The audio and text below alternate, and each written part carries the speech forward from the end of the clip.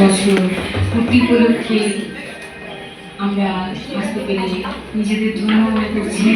এরকম একজন মাথার উপরে দিদি আছেন যার ছত্রছায়ায় আমরা প্রায় 6-7 বছর আছি এবং আরও বাকি দিনগুলো চলতে চাই।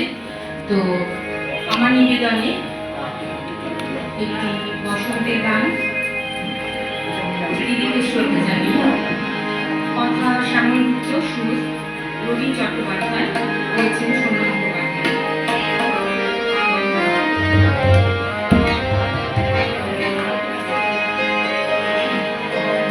বনে